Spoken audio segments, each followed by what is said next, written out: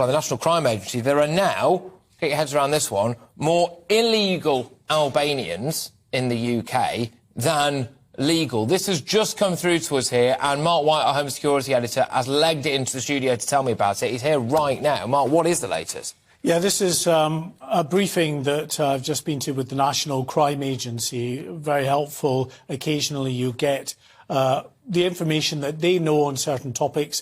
We were very keen to find out about the situation with regard to Albanian criminality in the UK. Now, the National Crime Agency say that it is now their belief that there are more illegal than legal migrants from Albania in the UK, which, of course, is very significant for any population base to realise that there are more people from that particular country that are here illegally than actually legitimately here. And of course we saw just at the weekend there those protests that took place across central London, where some of the estimated 50,000 Albanians that live here legitimately were out protesting, saying that they are being demonised by the UK government and by the media as well, that their fellow countrymen and women are being demonised because of what's been said about the criminal elements within Albanian society that are coming across in the small boats. Yeah, so just to drill down into the sense, so just to make sure I've got this right, it's just coming through to us right now, thank you for legging it in, Mark. Of all the Albanians in the UK, more of them are here illegally than legally.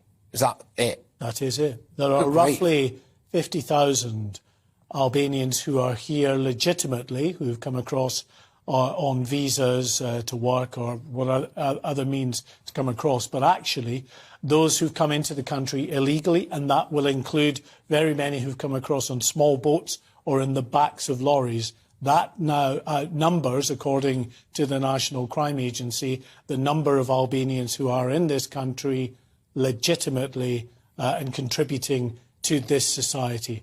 Also, National Crime Agency confirming that the Albanian criminal gangs who are orchestrating so many of these Albanian nationals, their fellow countrymen and women, to come across to the UK, are doing it so that they can work in the criminal trade here. A lot of those that are coming across to work in the grey economy. So to work illegally, but to work in industries like construction or whatever, not contribute, obviously, to the tax system and to send that money back home to their dependents in Albania. But a significant proportion of them are coming across because they want to be involved in criminal enterprise. And the reason is simple. If they're coming across and working in the grey economy for construction or whatever, they can make between £50 and £100 a day. If they're working in a cannabis farm, as what we call a farmer, over a 10-week period, they will make £10,000, which they can obviously then send home to the dependents. What we're also told by the National Crime Agency is that they are seeing a blatant manipulation of our modern slavery referral system. So this is a system that works if you believe, if you've been trafficked by criminal gangs, forced to work for them in prostitution or maybe in a cannabis farm. You say, I'm a victim of modern slavery, and of course you're then treated as a victim rather than as a criminal suspect.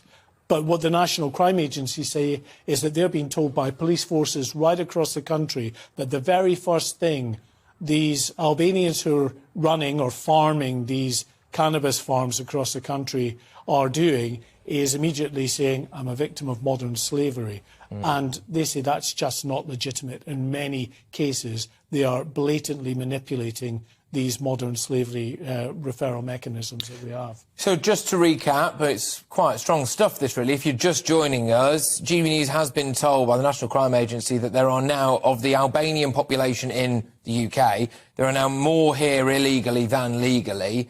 And as Mark White was saying there, working in the grey economy or then, I suppose, the drugs trade, essentially, and organised crime. Working for criminal gangs. Working for criminal gangs, and then on top of that, quite clued up on the law, which says, well, hang on a minute, I'm a victim of modern slavery as well. Slightly dispelling the myth, and it is a myth now, isn't it, that a lot of these people are indeed actual modern slaves. And when we saw those kind of protests that we saw at the weekend there in London, demanding their human rights, etc., I mean, it does look as though they're kind of after a bit of a free ride, really. Well, there's no doubt that many Albanians who are here legitimately are very upset at the way that their country is being portrayed and their fellow countrymen and women. And, of course, they're proud of their nation and they want to stand up for their nation. They don't want to be demonised.